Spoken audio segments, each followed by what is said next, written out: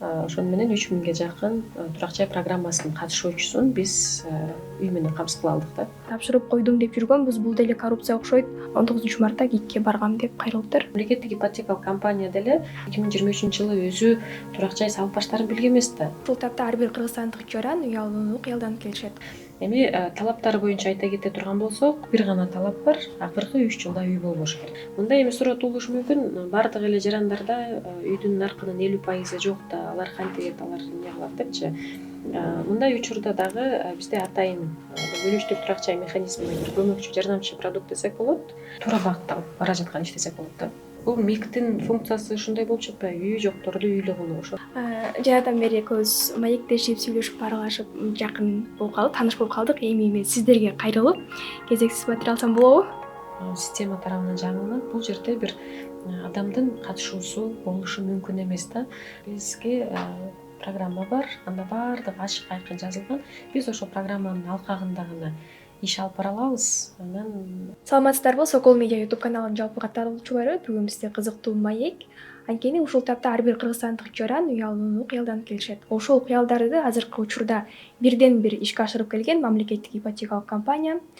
Бүгүн бизде конокто дал ошол компаниянын өкүлү Тотубаева Гүлзат айым. Саламатсызбы? саламатчылык.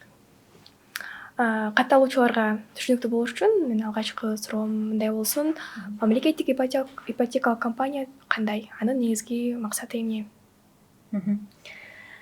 Жакшы, рахмат атайын чакырууңуздарга. Эми сиз туура айтып кетпедиңизби?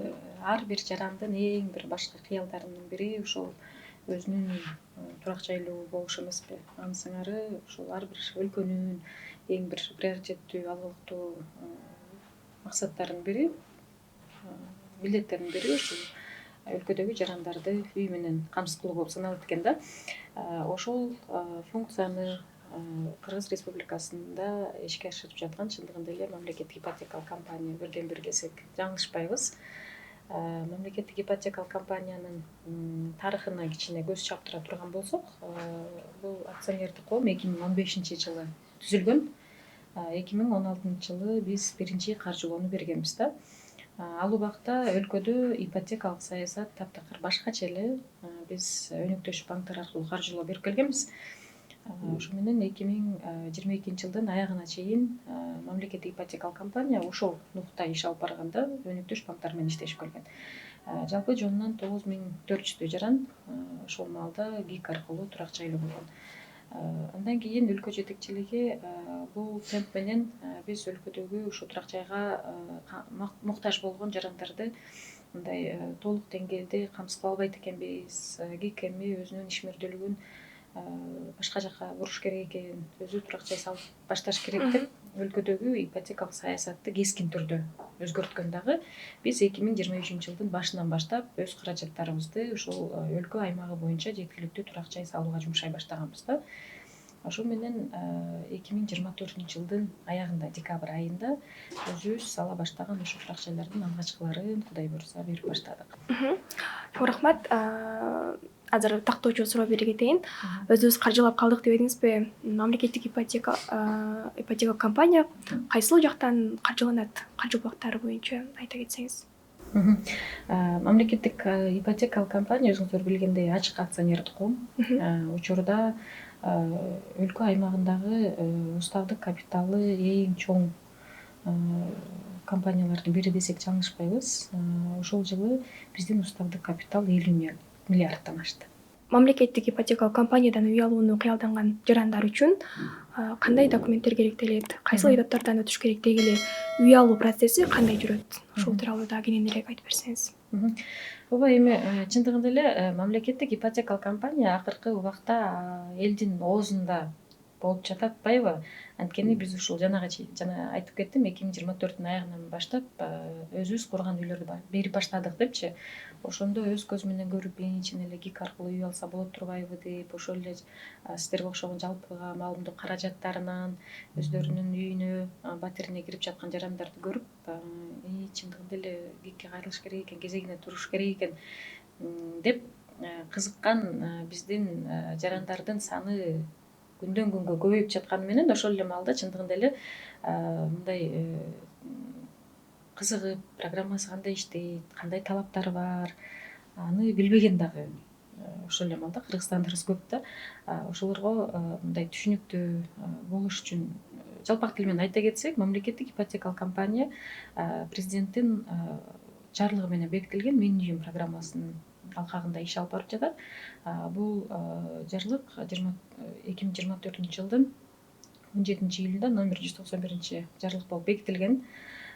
Бул программанын алкагында жалпысынан 2 өзүнчө механизм бар. Биринчиси кийин төлөп сатып алуу жолу менен ижара деп коет, жана экинчиси үлүштүк турак жай. Эгерде жарандар кезекке туруп, кезеги жеткенде алдын ала төлөмү жок 25 жылга үй алам десе, анда кийин төлөп сатып алуу жолу менен ижара механизми боюнча программанын катышуучусу болушу керек да. Үлүштүк турак жай механизми боюнча жаран алдын ала 50%, үйдүн наркынын 50%ын төлөйт дагы, калганын биз үй салынып бүткөндөн кийин 15 жылга 8% менен беребиз. Эми талаптары боюнча айта кете турган болсок, бул МИКтин функциясы ушундай болчу атпайбы, үйү жокторду үйлүү кылуу. Ошондуктан жаранда үй болбош керек. Акыркы 3 жылда турак жай алып сатуу келишими болбош керек. Эгер жаран никелүү болсо, анда жубайларында, жашы жете элек балдарында акыркы 3 жылда үйү болбош керек.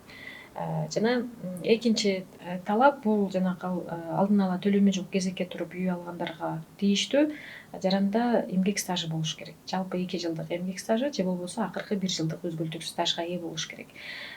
Бул талаптын болушунун дагы мындай жөнү бар, анткени биз ипотеканын өзүнүн мындай табиятын туура түшүнүшүбүз керек да. Ипотека кийин алынган каражат, ошол батирдин каражаты кайра кайтарылуу шарты менен берилип жатпайбы? Ошого байланыштуу жалпы жанагы 2 жылдык эмгек стажын талап кылабыз, же болбосо акыркы 1 жылдык өзгөлтүксүз стаж.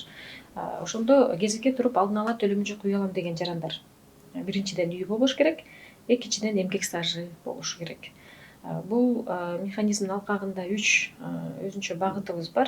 Биринчиси жеңилдетилген ипотека. Мында бюджеттик тармакта иштеген жарандар катышса болот. Экинчиси социалдык ипотека, калктын атайын айырылуу катмарлары десек болот. Ошондой жарандар катышса болот. Мында көп балалуу үй бүлөлөр катыша алат, ден соолугунун мүмкүнчүлүгү чектелген жарандар, же болбосо үй бүлөсүндө ушундай жарандар бар болсо, жашы жете элек баласы бар жалгыз бой энелер же кесирлер, андан сырткары айыл жергесинде иштеген жаш адистер 35 жашка чейин, ошондой эле ден соолугунун мүмкүнчүлүгү чектелген жарандардын расмий камкорчулары дагы социалдык ипотека менен катышса болот. Социалдык ипотека жана жеңилдетилген ипотекада кийин батир бирдей шарт менен берилет, 25 жылга алдын ала төлөмсүз 4% чен менен. Үчүнчү ипотекалык багытыбыз бул механизм алкагында арзан ипотека. Мында жеке тармакта иштеген жарандар катыша алат. Расмий түрдө эгер жеке ишке ээ болсо жарандар жана жанагыдай эле үйү жок болсо, анда арзан ипотека багыты менен кезекке туруп, кезеги жеткен маалда алдын ала төлөмү жок кайра эле 25 жылга 8% менен турак жай алышат. Ушул жерден дагы бир тактоочу суроого жер алып турат. Түшүндүрүп, ар бир программаны өзүнчө бөлүп азыр атап өттүңүз. Социалдык ипотека 4% менен 25 жылга ошол эле жарандардын айырылуу катмарлары алса болот деп. Жана ошондой эле жеңилдетилген ипотеканын дагы пайыздык чени бирдей. Анан эмне үчүн ошол баягы жарандардын айырылуу катмарлары үчүн, мүмкүнчүлүгү чектелгендер, ошол эле жалгыз бой энелер үчүн мындан дагы жеңилдетилген тандоолор коюлган эмес. Мисалы карап көрсөк, мамлекеттик кызматта иштегендер жеңилдетилген ипотека менен алып жатпайбы? Ошол эле сотто иштегендер, мугалимдер, врачтар же кандайдыр бир телеканалда иштегендер эмне үчүн ошол 2 катмарды бирдей кылып койгон? Мындан дагы жеңилдетилген кароолор жокпу деген суроо жер алды да. Эми ооба, шарттары, батир берүү шарттары бирдей болгону менен талаптарда бир аз айырмачылыктар бар. Мисалы жеңилдетилген ипотекада сөзсүз түрдө бюджеттик тармакта иштеген стаж болуш керек да жаранда. Биз социалдык ипотекада муну талап кылбайбыз. Каалаган тармактагы расмий жумушу болсо, жарандар катыша берсе болот. Мисалы, бул жеке бир фирмалар болобу, жеке ишканалар болобу, же балким жаран үйүндө отуруп алып эле бир кандайдыр бир ишмердүүлүк жүргүзөбү, үйүнүн бир кийим кече тигеби, же такси кызматын жүргүзөбү. Бул үчүн каалаган бир салык башкармалыгына барып, райондук, ал жактан өз ыктыяры менен патент каттаса болот да. Ошондой патент менен деле жарандар социалдык ипотекага катышса болот да. Эми кайра эле ипотеканын табияты деп жатпайбызбы? Ипотекага берилген турак жай анын наркы кайра 25 жыл мындай узак мөөнөт болгону менен акырындан кайра кайтарылышы керек да. Ошол каражаттардын эсебинен кайра мамлекеттик ипотекалык компания башка турак жайларды салат. Ошол эле каражаттар менен уставдык капиталы көбөйөт, башка турак жайга муктаж жарандарга турак жай берүү мындай мүмкүнчүлүгү түзүлөт да.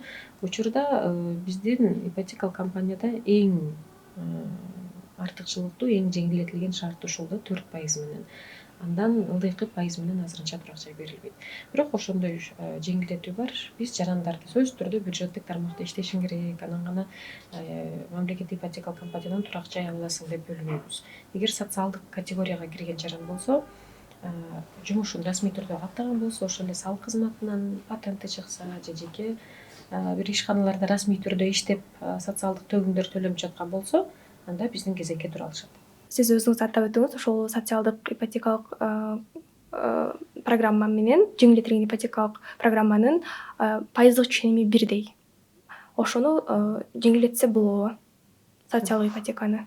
Эми мындай да, негизи ооба сөзүңүздүн мындай сурооңузда жөн бар да. Чындыгында эле мындай карап келгенде туура айтып атасыздар, жеңилдетилген ипотекада деле, социалдык ипотекада деле 25 жылга 4% менен берип атабыз. Алдын ала төлөм жок. Мен бирок буга чейин айтып кеттим, талаптарда баары бир жеңилдетүү бар да.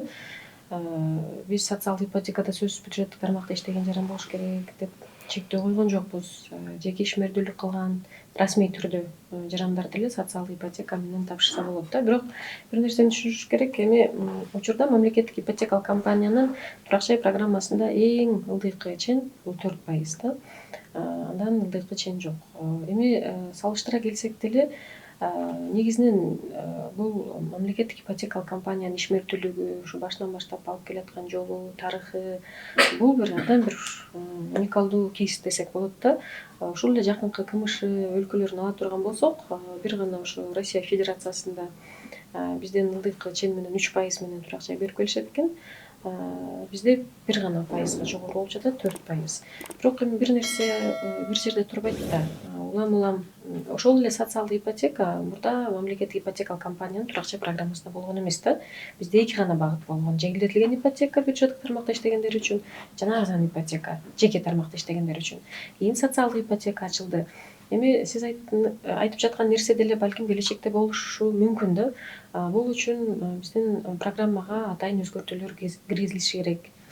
Балким келечекте болушу мүмкүн. Бирок учурдагы күндө мындай учурдагы өлкөнүн мүмкүнчүлүгүн, башка мамлекеттердин мындай тарыхын салыштыра келсек, бул биз учурда алып барып жаткан иш абдан мындай алыктуу иш, туура багытта алып бара жаткан иш десек болот да.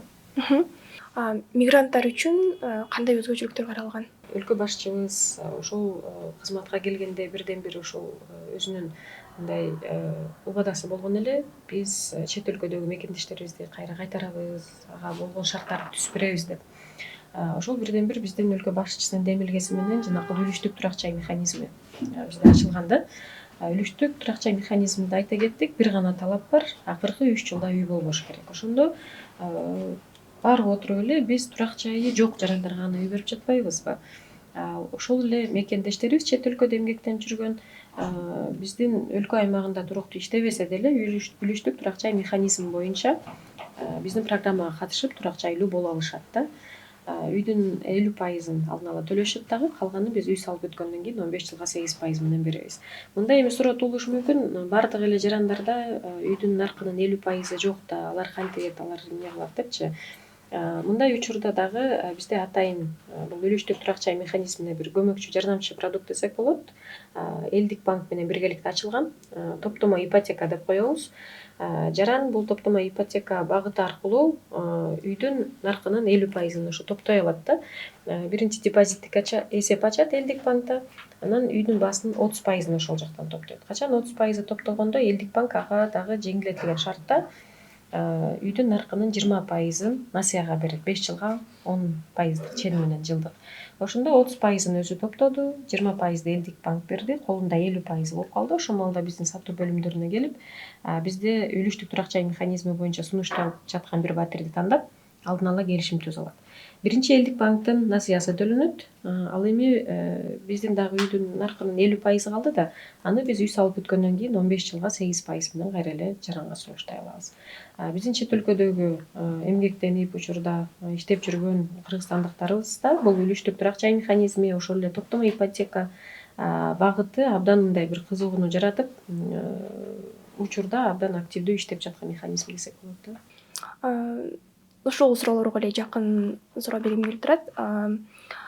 Буга чейин ошол шаардык мэриядан жеке менчикке атайын мүмкүнчүлүгү чектелгендер үчүн батир берип келишкен да, кезеги келгенде алар жеке менчикке чыгарып алышчу. Анан ушул сыяктуу МИКтин мүмкүнчүлүгү жокпу деген суроо жаралып атат. Эми учурда жергиликтүү өзүн өзү башкаруу органдарында, ошол эле мэрияда дагы деле андай тизмелер бар да, турак жайга өзүнүн району боюнча турак жайга муктаж жарандардын тизмесин дагы деле жүргүзүп келишет жана эгер мүмкүнчүлүк болсо, алардын турак жай фонду мүмкүндүк берсе, алар деле берип келишет болушу керек. Эми бул боюнча компетенттүү органдар өздөрү жооп бериши керек, албетте. Ал эми МИК тууралуу айта кете турган болсок, МИКте акысыз турак жай берилбейт. Кайра эле жанагы башында биз айтып кеткен ипотеканын өзүнүн природасын айтып атпайлыкпы? Кайра кайтарылыш шарты менен берилет депчи, ошого байланыштуу тилекке каршы бекер негизде турак жай МИКтин программасында каралган эмес. Ошол эле мүмкүнчүлүгү чектелген жарандар же болбосо ошондой балдарды караган ата энелер үчүн кыйынчылык десек туура болот окшойт. Ошол кыйынчылык жаралып жатыптыр да, себеби мисал катары айтсак, мисалы өзү Караколдо жашайт дейли. Анан алар бул жактан Бишкектен үй алган күндө деле ошол жактан барып убагы менен дарыланып ооруканага барып туруш керек да. Анан ушул жагдайда кандай жеңилдиктер болуш керек? Ошондо жалпысынан бул турак жай катышуучуга кайсыл аймак боюнча берилет, үйдү кайдан алат деген суроо да. Мындай да, биз турак жай программабызда катышуучуга өзүнүн иштеген жери боюнча турак жайды беребиз да. Бул эми негизи адилеттүү, калыс бөлүштүрүү, калыс логика деп эсептейбиз. Жаран кайсы жерде иштейт, кайсы жерде эмгек ишмерлигин алып барып жатат. Эми турак жай эгер ишинин жанында болгону мындай түшүнүктүү, көнүмүш нерсе да. Анан андай ата энелер эгер Бишкектен үй алабыз десе, мисалы, же ошол эле Караколдон алабыз десе, алар Караколдо иштесе, эгер Ысык көл областында иштесе, биз Ысык көлдөн турак жай беребиз. Эгер Бишкекте эмгек ишмердүүлүгүн жүргүзүп жатса, анда Бишкектен беребиз да. Анан мисалы ошол эле ДЦП деп кетпедикпи? Турак мындай күнү түнү кароого муктаж балдар бар эмеспи, ден соолугуна байланыштуучу? Андай балдарга өкмөт тарабынан ата энесине ким карап жатса баланы, ата энесине атайын персоналдык ассистент деп эмгек акы төлөнөт да. Биз жарандардын ошондой эмгек акы алып жатканын кадимкидей жумуш катары эсептейбиз. Менин билишимче, персоналдык ассистент болуп балдарын карап жаткан жарандар атайын ыктыярдуу патент алышат. Анткени өлкө ага акча төлөп берип атат да. Анан ошону бир расмий түрдө расмийлештириш үчүн алар патент алышат да. Ушундан пайдаланса болот жарандарчы. Эгер Бишкектен каалайбыз десе, же кайсы бир Бишкек болуп, кайсы бир аймактан үйдү алабыз десе, ошол жактан патентин каттап коюшса, кийин биз турак жайды ошол жактан беребиз. Анан сиздердин да катталуучуларыңыздарга мындай түшүнүктүү болуш үчүн айта кетейин. Жаранга, дагы бир жолу айтайын, жаранга турак жай өзү иштеген аймак боюнча берилет. Мисалы, мен айтайын, Жалал Абадта иштейм. Мен Жалал Абадтын кезегине турам.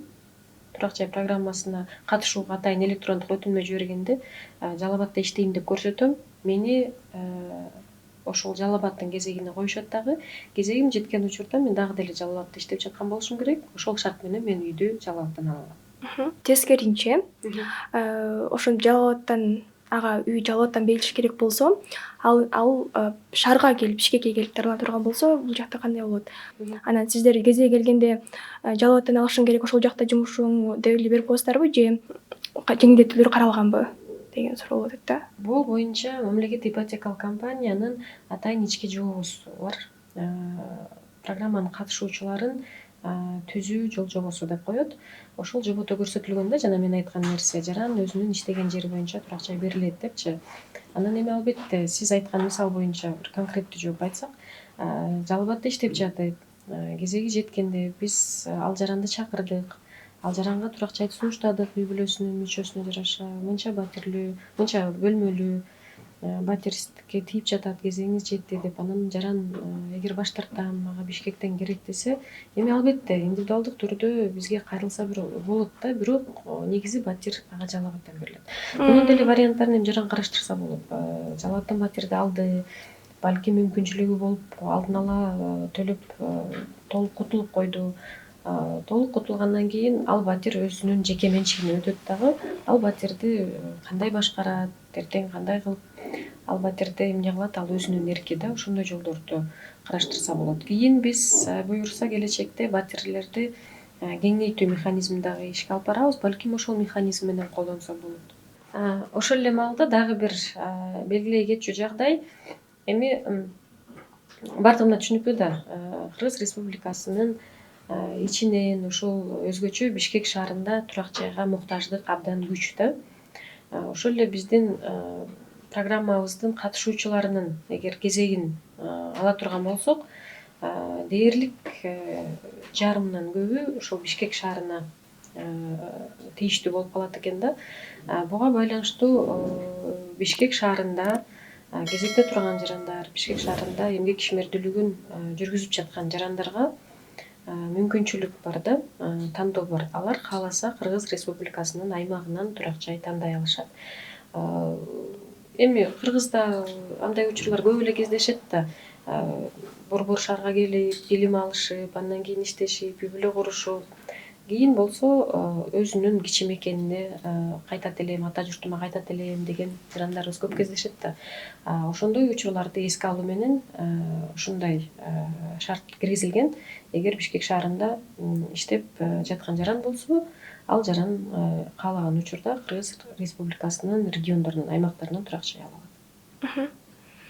Чоң рахмат. Кийинки сурообуз жалпы жонунан 2024 жана 2025 жылдары мамлекеттик ипотекалык компания канча жаранга үй берди? Канча жаран батирлүү болду?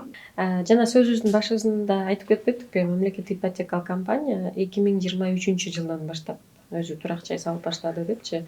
Ошол турак жайлардын алгачкыларын өзүңүздөр күбө болдуңуздар. Өткөн жылдын 2024 жылдын декабрдын ортосунан тарта бере баштадык. Ушул күнгө чейин Бишкек шаарында жана аймактардан алгачкы болуп Жалал абад шаарында турак жайлар берилди. Эки шаар боюнча 3000ге жакын батир ээлерине тапшырылып, ошону менен 3000ге жакын турак жай программасынын катышуучусун биз үй менен камсыз кыла алдык да. Социалдык программа менен үй алгандар болду да, анан тактап өтсөңүз ошол боюнча дагы социалдык программа менен канча жаран батирлүү болду? Бул социалдык ипотека багыты биздин турак жай программабызда 2023 жылы мартта гана ачылган да. Ага чейин бизде программага катышууга артыкчылыктуу укук берилген жарандардын тизмеси бар эле. Ошол эле социалдык ипотека десек болот да.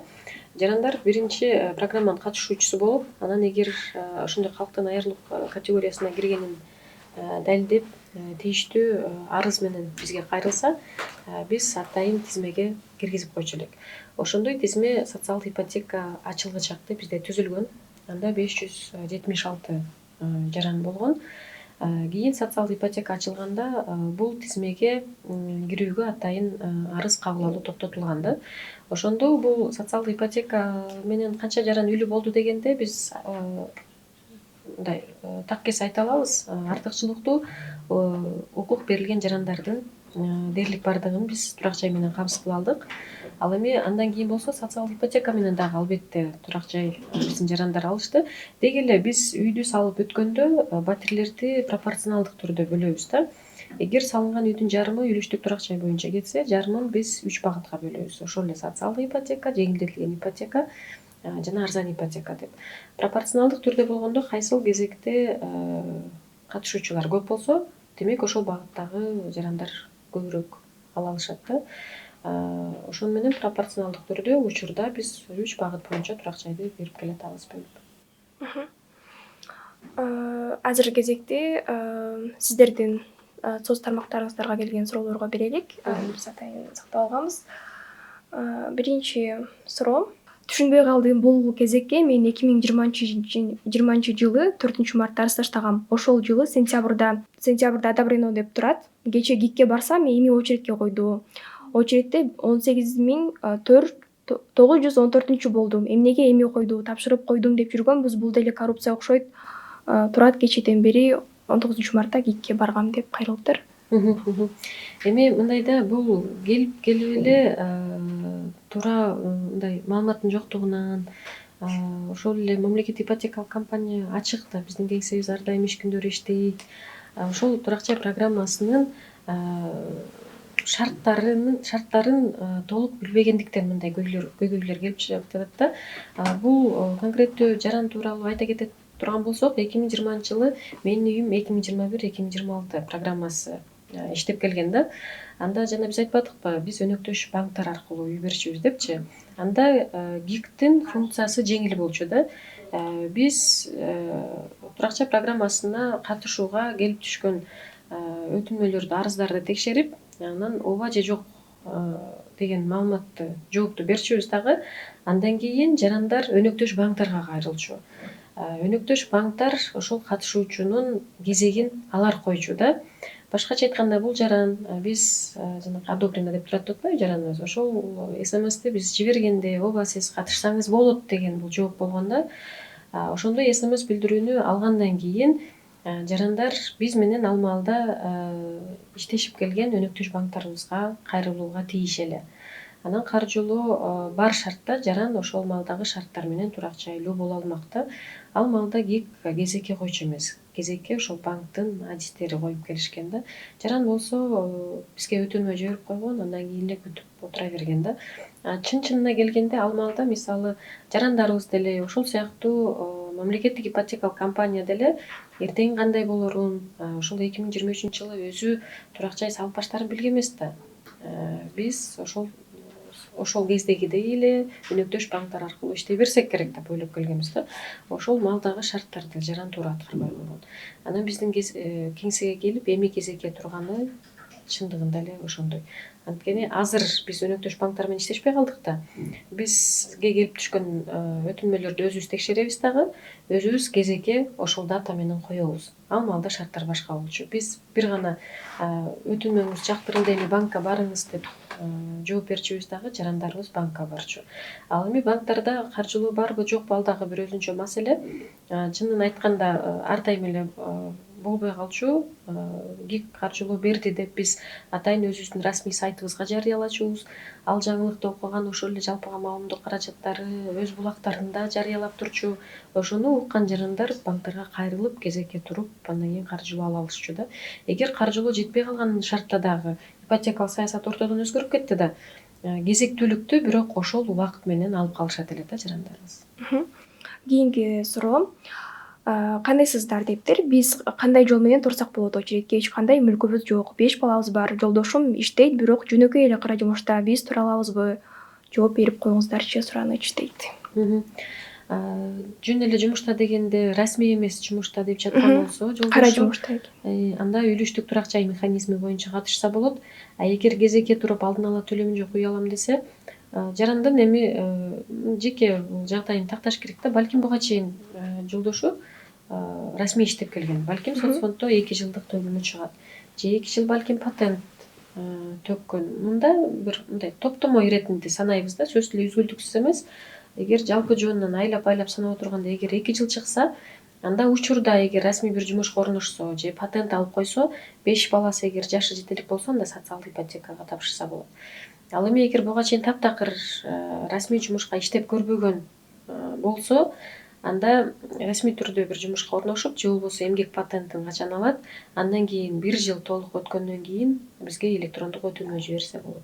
Расмий түрдө иштебесе, үлүштүк программадан башка программа менен ала алса болбойбу үйдө? Эми үлүштүк турак жай боюнча эгер 50% жок болсо деген суроолор да. Мында токтомо ипотека жанагы сөз кылып кеттик эле, токтомо ипотека багытын колдонсо болот. Жаран бир гана талап бар, үй жок болуш керек деген акыркы 3 жылда. Андан кийин бизге электрондук өтүнмө жиберет.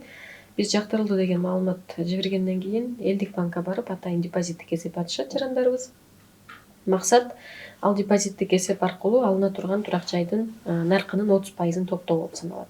30%-ын топтогондон кийин элдик банк аларга үйдүн наркынын дагы 20%-ын насыяга берет, 5 жылга 10% менен.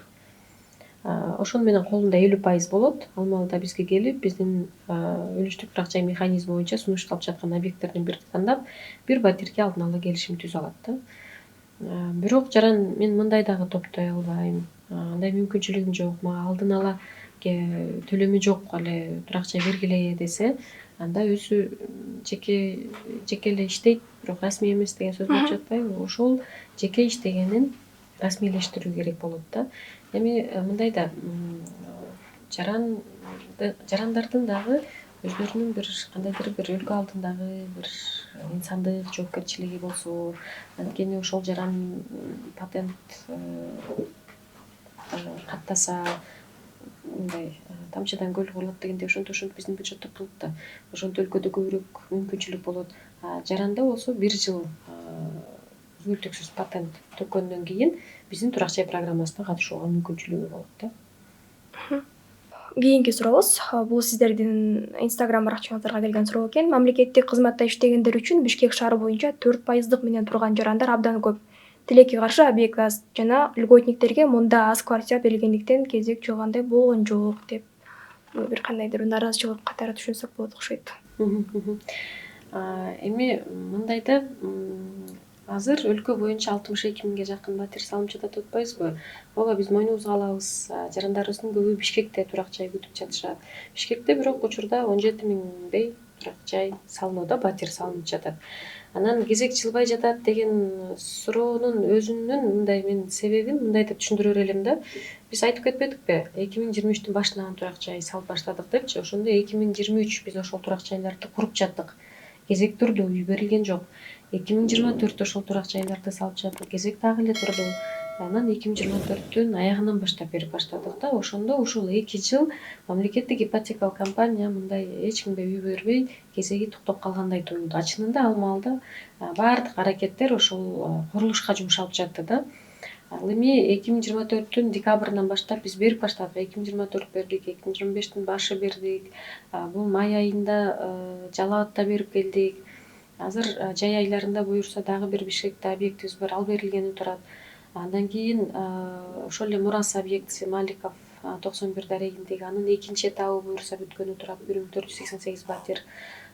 Волков, Кустанайский көчөлөрүнүн кесилишинде дагы бир объектибиз бар, 1000ден ашык батир. Ошол батирлердин курулушу азыр кызуу жүрүүдө да. Ошого байланыштуу жанагы 2 жыл үчүн бул биздин жарандарыбызда мындай нааразычылыктар көп болуп кетти деп айтар элем да. Учурда болсо курулуш токтогон жок, курулуш абдан кызуу жүрүп жатат. Эми кезек жылдан жылга мындан интенсивдүү темп менен жылып баштайт деп айтар элем да. Ошол эле Instagramга келген комментарийлердин бири бул: мен мурун регион боюнча 8% кезекте турчумун. Кийин жумушум шаарга кошулуп кеткендиктен кайра 4% менен заявкамды алмаштыргам. Бирок тилекке каршы февраль айынан бери менин заявкам каралып бүтпөй, кезекке тура албай жатам. МИКке барсам, заявкаңыз каралып жатат деп эле узатып коюп жатышат. Ошондо мен жарым жылдан бери кезекке тура албай, заявкамдын каралып бүтүшүн күтүп жүрөм деп кайрылган экен. Бул жараныбыз эгер жеке куржунга өзүнүн ИННин жазса жакшы болор эле. Эми балким бул менин жеке оюмда бул комментарий мурда келген окшойт да. Анткени февраль айындагы өтүнмөлөр буга чейин текшерилиш керек болчу. Сөзсүз түрдө биз май айында кезекти жаңыландык. Азыркы учурда электрондук өтүнмөлөр 1 айдын ичинде текшерилип жатат. Февраль айында чындыгында эле болушу мүмкүн. Февраль, март, апрель дегенбиз ошол апрелде текшерип калдык. Анткени ал маалда бизде батирлер курулуп бүтүп ээлерине тапшыруу мындай ишмердүүлүк жүргүзгөнүнө байланыштуу кечирээк текшерилип жаткан учурда 1 айдын ичинде өтүнүүлөр үзүлдүккө учурабай текшерилүүдө. Дагы бир кызыктуу суроолордун бири экен. Бул комментарий силердин Instagram баракчаңыздарга түшкөн. Жакында Жалал Абадтан үй бердиңиздер го, ошол Жалал Абадтан тартылган видеонун астына жазылыптыр да. Шаарда дагы ушундай кылып салсак ана эптеп на качество эмес, на количество урбай деп. Негизи мамлекеттик ипотекалык компанияда салынып жаткан турак жайлардын сапатына абдан приоритеттүү сөзсүз түрдө басым жасалат да. Биз куруп жаткан үйлөр архитектуралык, ошол эле сейсмикалык талаптарга сөзсүз түрдө жооп берет. Бул боюнча тийиштүү атайын мекемелер бар, көз салып турган.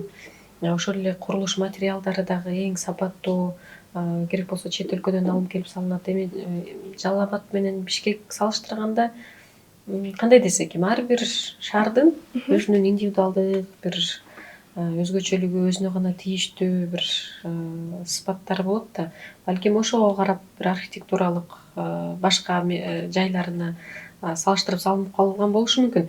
Бул боюнча дагы эми негизи чынын айтканда мамлекеттик ипотекалык компания курулуштардын буйртмачысы болуп эсептелет. Аткаруучусу болсо атайын Кыргыз курулуш сервис деген мекеме. Ошол жооп берет. Бирок айтат элем, Бишкек шаарында деле, ошол эле Жалал Абадта деле курулуштун сапатына бирдей сөзсүз түрдө көзөмөл, бирдей талаптар иштейт. Демек, бирдей эле проекттер менен салынып курулуп жатат азыркы күндө дагы бардык ошол эле аймактарда болобу, Бишкекте болобу? Эми долбоор болгондо бул жерде кээ бир аймактардын мисалы жер кыртышына карап дагы өзгөчөлүк болуп калышы мүмкүн да. Андай өзгөчөлүктөр болбой койбойт болушу мүмкүн. Мисалы Бишкек шаарында Волков көчөсү менен Кустанай көчөсүнүн кесилишинде биздин дагы бир чоң объекти салынып жатат. Жана долбоор жөнүндө сөз болуп кетпеди, өзгөрүүлөр болушу мүмкүн албетте депчи. Бул турак жай комплексин сала баштаганда жер кыртышы ал 10 кабаттуу турак жайды көтөрө албайт экени аныкталып калды да. Ошого байланыштуу ошол эле долбоордо өзгөртүүлөр киргизилип, тийиштүү жоболор аткарылып, тийиштүү иштер аткарылып, анан биз 5 кабаттуу турак жай сала алдык деп чечтик да. Ошол сыяктуу өзгөрүүлөр долбоорлордо болушу мүмкүн деген. Бул биздин акыркы сурообуз болсун. Жаңы киргенде жалтырап, анан калтырак эмес бекен орнотулган кафелдердин сапаты, электр зымдарынын сапаттуулугу, суунун жогорку кабатка жетиши деген суроолорго бара-бара жашаганда кандай жооп болот? 18-24 этажда канчалаган адамдардын өмүр коркунучуна доо келбейби деген суроо. Окуп калдык фейкпи же чындыкпы эми билбейбиз. Холодильник фендери, микротолкундуу жылыткычтары, газ плиталары жарыктан чыгып күйүп кетип жатканын деп кайрылган экен да. Эми албетте андай билдирүүлөр болбой койбойт экен. Анын үстүнө бул биз биринчи гана үйлөрдү салып баштасак, чындыгында андай билдирүүлөр болот. Муну моюнга алабыз.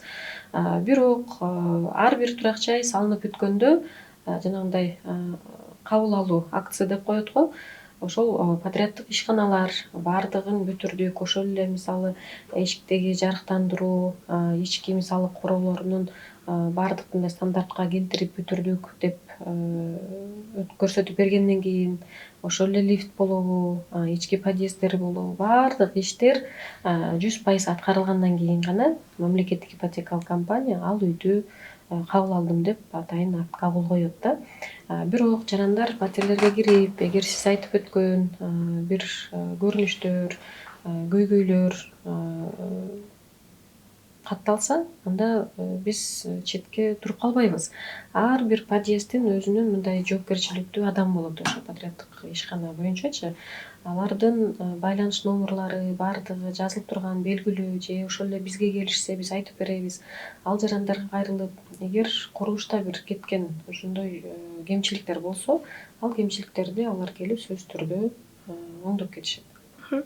Буга чейин ушул сыяктуу маселелер менен кайрылып түшкөн чалуулар болду беле? Эми болушу мүмкүн албетте. Бул боюнча тиешелүү бөлүм иштейт, бизде бүлүк бөлүмү бар. Ал бөлүм оперативдүү түрдө, ыкчам түрдө ар бир келген билдирүүгө реакция кылып, тиешелүү ишканалар, ошол эле подряддык ишканалар менен байланышып, жооп бергенге, жардам бергенге аракет кылып келишет. Маегибиздин акырында мындай суроо бергим келип турат. Мамлекеттик ипотекалык компаниядан үй алууну кыялданган жарандар үчүн кандай кеңеш бересиз? Ошол эле кезекке турууда, документтерди тапшырууда, негизи эле батир алуу процессинде кандай нерселерге көңүл буруш керек? Жанагы кантип катышса болот деген сөз болуп жатпайбы? Көп жарандар бизге электрондук өтүнмө жиберүүнү баштап, анан кичине кыйыныраак экен деп таштап коюшу мүмкүн да. Биз бул боюнча дагы иштер жүргүзүп жатабыз. Жакында сөзсүз түрдө, расмий түрдө жарыялайбыз. Түндүк тиркемеси аркылуу дагы биздин турак жай программабызга катышуу мүмкүндүгү ачылат. Муну менен дагы абдан бул процесс жеңилдейт деп ишенимдүү айта алам. Ал эми эмне кеңеш бересиз дегенде, туура так жана маалыматты алыш керек да. Эгер жаран биздин программанын талаптарына жооп берсе, анда сөзсүз түрдө биз менен байланышып, эми азыр санарип заманы болбоду, ошол эле интернетке кирип, ошол эле социалдык тармактардагы биздин баракчаларыбызга кирип, кантип өтүнмө жибериш керек экенин көрүп, аракет кылып коюш керек да. Аракет кылып коюш керек. Анан кезекке турат. Көрүнгөн тоонун ырагы жок дейт го. Мисалы кезеңерде киши көп экен, мен качан жетем деп отура бергенден көрө кезекке туруп койсо, кезек сөзсүз түрдө жетет. Азыркы биз иштеп жаткан темп менен биз сөзсүз түрдө ар бир турак жайга муктаж жаранды, бирок ошо биздин программабызга кезекке турган жаранды үйлөп кыла алабыз деп айта алабыз да. Жанадан бери экөөбүз маектешип, сүйлөшүп, аралашып, жакын болуп калдык, тааныш болуп калдык. Эми мен сиздерге кайрылып, кезексиз батир алсам болобу? Жакшы суроо. Мындай суроолор көп келет. Көп жарандар айтат, менин жагдайым мындай болуп атат, мен абдан кыйналып жатам, же шарттар мындай, мага кезексиз үй алса болобу деп. Мамлекеттик ипотекалык компаниянын турак жай программасынын кезеги электрондук түрдө түзүлөт да. Биз өз ишибизде ачык айкындуулукту негизги принцип катары тутабыз. Биздин кезектүүлүк тизмеси сайтта жарыяланат. Жаңылануу болгондо дагы бул автоматтык түрдө система тарабынан жаңыланат. Бул жерде бир адамдын катышуусу болушу мүмкүн эмес да. Анан биз программанын аткаруучусубуз да. Бизге программа бар, анда баардыгы ачык айкын жазылган. Биз ошол программанын алкагында гана иш алып бара алабыз. Анан тилекке каршы жакшы тааныш болсок дагы, андан жардам бергибиз келип жатсак дагы, биз толук түрдө жалгыз гана ошол кезектүүлүк тизмесине ылайык, кезекке ылайык жарандарды үй менен камсыз кылып алабыз да. Демек, МИГ тааныштарына, өзүнүн адамдарына гана кезексиз батир берет деген мифтерди четке кагат, Албетте. Чоң рахмат келип бергениңиз үчүн. Достор, үй алуу мүмкүн экенин унутпаңыздар. Биздин бүгүнкү маегибиз абдан кызыктуу болду деп ойлойм. Сиздер менен коштошпойбуз. Кийинки маектерде амандашканча саламатта калыңыздар.